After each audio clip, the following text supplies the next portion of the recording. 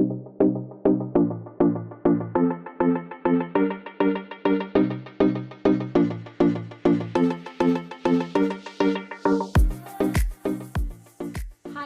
beautiful people. Welcome to my channel. I know we went on a couple of weeks of silence, a break that was unofficial, but we're back. We're here. If you're new here, my name is Melody Makakula, and I absolutely enjoy creating content that is all things wellness, all things personal leadership / development, and all things faith, all things about God. Count me in. So if that is your vibe as a newbie here, I hope you click that subscribe button and join our community, a very steadily growing community of like-minded people who want to better their lives and empower themselves to do better one day at a time with one intention at a time. And obviously, to people who are part of the family, welcome again. Thank you for always making sure that this channel is growing by putting in time to watch what we do and engaging with what we do. We really, really appreciate it. I'd like to have a little shout out to Bride of the Lamb, my sister Utando. Thank you so much for always being the first one who's watching and the first one who's commenting. I really, really appreciate it. So now that that is all out of the way, it's the second quarter of the year. As we know that at the start of this year, if you've been following what we're doing on the channel, we're talking about the 12-week year where we are creating goals for each and every quarter of the year, which makes it easier and breaks things down for you so that you don't feel overwhelmed by trying to accomplish everything at once, but pacing yourself and breaking your goals down so that you can be able to achieve them. So this is the second quarter of the year. I hope you had a beautiful first quarter. I saw God in my life. I achieved a few things that I wanted to do, and I'm grateful that I did that, because sometimes when you set goals for the whole year, you think you've got more time and it's easier to postpone your things, which is why I always encourage setting goals in these 12-week segments, which by the end of the year, you would have achieved a lot more than what normal people do achieve. So on today's video, what I wanted us to talk about was something that I've been thinking about how much sometimes we are our own reasons why we do not enjoy our lives, because we've not set up our lives the way that we would want them to be, and not really need a break from our lives because of the systems that we've created and the way that we have ordered our lives to go so that we can enjoy our lives. There's a quote that I saw that I wanted to share on the start of today's topic. As you can see, I've got my journal here with my notes because I do my due diligence in researching it, a few things, so that we can be able to compile some meaningful things to say for us to grow and learn, right? So there's a quote that says, instead of wondering when your next vacation is, maybe you should set up a life you don't need to escape from, by Seth Godin.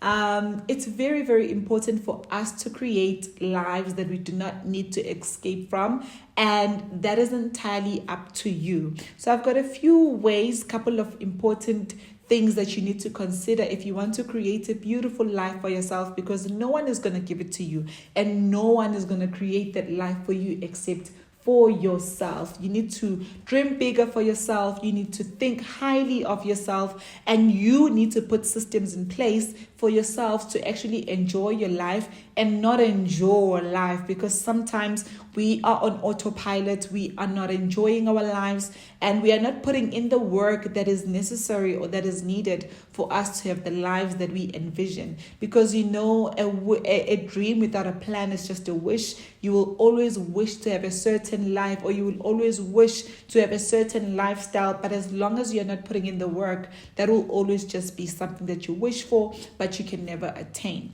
So number one of the things that I wrote down that I thought were very important if you want to create a life that you will not need a break from is to invest in the relationships around you that matter to you the most. As we know that stuff that we accumulate, or money even that we can be able to work and get, it will never give us satisfaction at the level that the relationships that we build can bring fulfillment in our lives. In your friendships, you need to invest in your friendships. In your loved ones, in your family, you need to invest in them. How do you invest in them? By giving them your time, by being present, giving them that gift of presence, by checking up on your people, by following up on your people.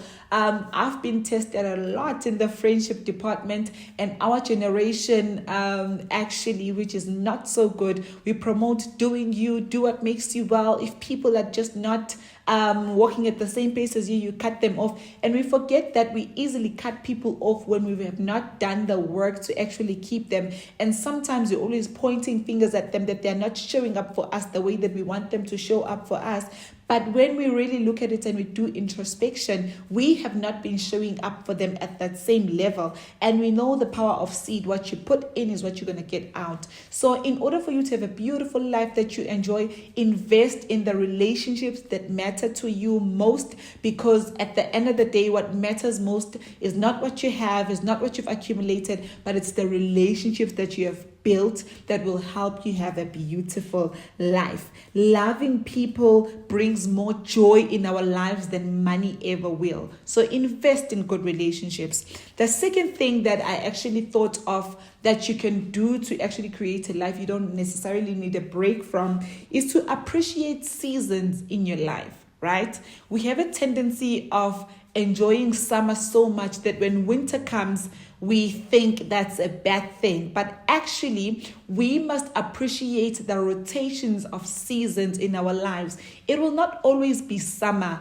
By that, I mean things will not always be bright and sparkly and beautiful. Winter is going to come where the leaves of the trees, they all fall off and it feels so dry. It feels like nothing good is going on. But the fact that it's winter, it means that autumn is going to come, that spring is going to come, and then things will blossom again. So we need to understand seasons, that things will not always go the way that we want them to. There will be seasons where we have to take stock and sit down and work hard and then enjoy the fruits of our labor later. But there's a season, there's a time and a season for everything, according to Ecclesiastes chapter 3. There's a time for every single thing. So for you to enjoy seasons in your life, you must be dressed according to that season. If it's winter, get a jacket. And I'm using that as a metaphor. If it's winter, do the things that will help you enjoy winter. If it's summer, do the things that will help you have a great summer.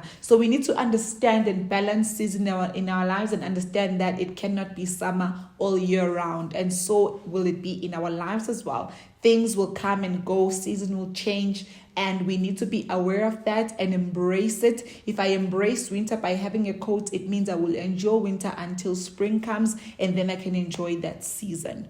The third thing that I think is very important for you to create a beautiful life for yourself is to cultivate an attitude of gratitude.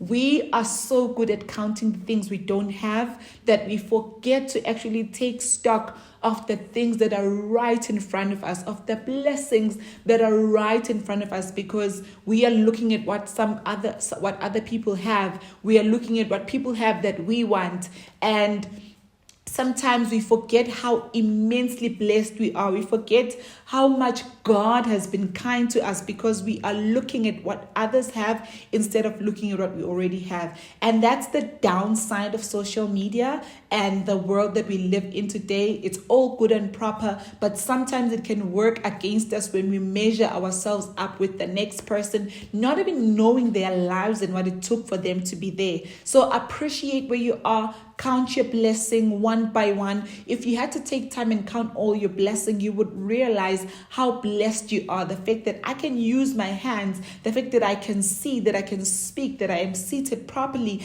and I don't need anyone to help me sit. All those things are blessings that sometimes we forget to count because we are busy looking at what we do not have. So have an attitude of gratitude. True simplicity begins when you learn to enjoy the amazing abundance of what you already have, not what you want to have, but by just looking around and thanking God for your parents, thanking God for your siblings, and appreciating where you are. That is very, very important.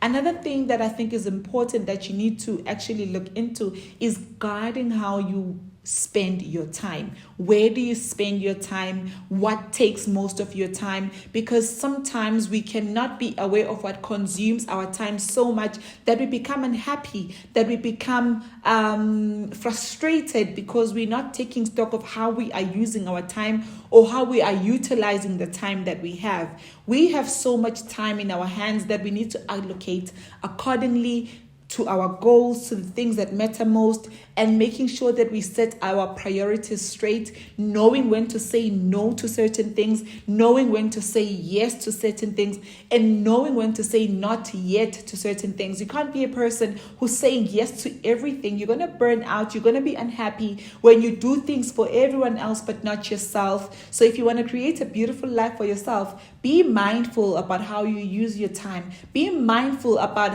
what you are prioritizing, because it's really, really easy, guys, to actually be on autopilot and you are just a zombie walking through life and not being aware of what's going on around you. And then that makes you frustrated. And when you're frustrated, you do not enjoy your life and you're always looking for a way to escape because you're like, what is going on? Right? And then the last thing that I wanted us to talk about is filling your cup up. You cannot pour from an empty cup. I know it sounds cliche because I've heard it multiple times. I've heard it a lot of times it being said that you can't pour from an empty cup. But really, how are you pouring into your cup? How are you pouring into you? Are you always just giving and giving to other people? When do you fill yourself up? In order for you to enjoy your life, you need to take care of yourself. You need to know yourself. You need to love yourself. And one of the most important things about loving yourself, I know we have this mindset that if you only love yourself, if you do things that entertain you, or if you do things that make you happy. But part of loving yourself is sometimes doing the hard things and being hard on yourself and being disciplined, building those muscles of discipline. That is part of self-love. Keeping promises that you make to yourself. You said in January you were going to exercise. You said in January you were going to start eating healthy. Those kind of good promises you make to yourself, showing that you love yourself, is actually keeping them to themselves and making sure that you follow through. That is part of self-love. Self-love is not only going to a spa, is not only going to get your nails done, it's not doing your hair, but it's actually also taking into consideration if you're doing the things that you said you would do, because all those things that you want for yourselves are there to make your life better. So those are the things that you must be very mindful of if you want to create a life where you won't need a break from, if you want to create a life that you're going to enjoy, that you're going to make it worth your while, because we are only here once and we need to make the most of our lives and live our lives to the full capacity that God has entrusted upon us. So please make sure that you create that for yourself. Like I said, no one is going to do it for you, but you have that responsibility of cultivating a beautiful life for yourself. And all of us are capable of doing that. All of us are capable of having wonderful, and a beautiful life doesn't amount to having a lot of money.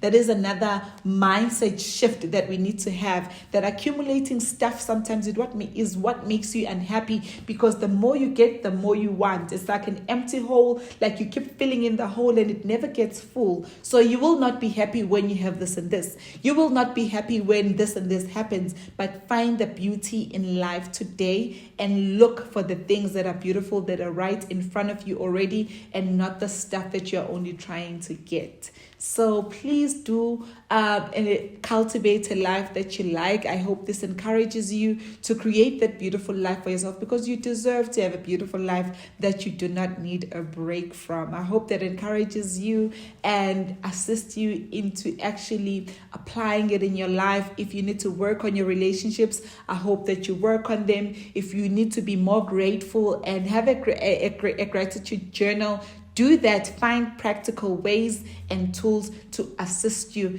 in creating a beautiful life for yourself. Thank you so much for watching this video. I will see you on the next one. Thank you so much for continuing to support this channel. If you have not pressed the subscribe button, please do. It's free, it's mahala. You do not have to pay anything to be part of this community. Thank you so much. I love you guys so much. Until the next one.